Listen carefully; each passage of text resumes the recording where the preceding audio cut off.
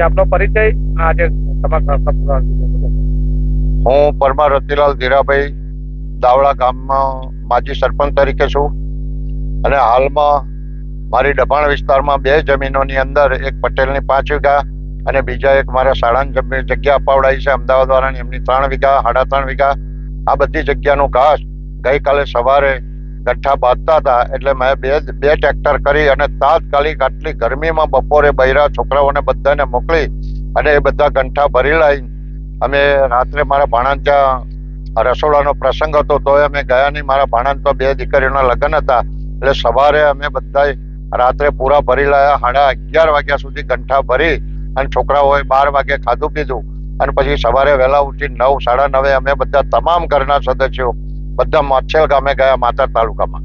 ત્યાં જઈને બપોરે જમણવાર ખાલી જમીને જ બેઠા થોડી વાર અને જાન પૂંકવા જવાનું થયું ને મારા છોકરાના નાના છોકરો ટ્રેક્ટર લઈને કંઈક બહાર ગયો હતો અને એ તાત્કાલિક આવ્યો અને મારા ફોન આવ્યો કે દાદા ઇમરજન્સીમાં તમે દોડો, બધા ગંઠા હરકી ગયા છે, એક પણ ગંઠો બાકી રહ્યો નહીં અને ઉપરથી વાયરના તણખા પડે છે એવું મને કહેતો હતો.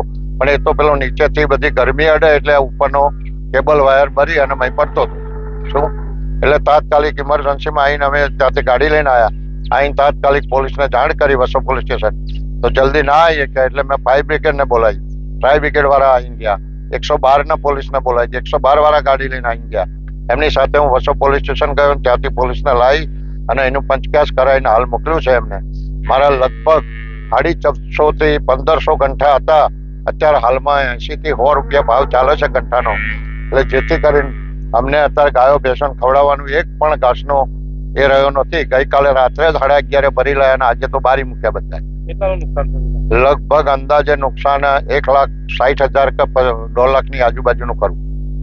My school is one such future-ready school where I understand each and every concept taught in the class and don't rote learn, where teachers don't just use books and blackboard to teach but use new ways of teaching and learning like audiovisual learning, activity-based learning and group activities which enhances my conceptual understanding. My school also teaches coding, which is an important 21st century skill. Not just that, I get an opportunity to showcase my skill on a national platform. And with all this, I acquire important skills that make me future ready and confident. Would you also like to know where is my future ready school? Visit now and see for yourself.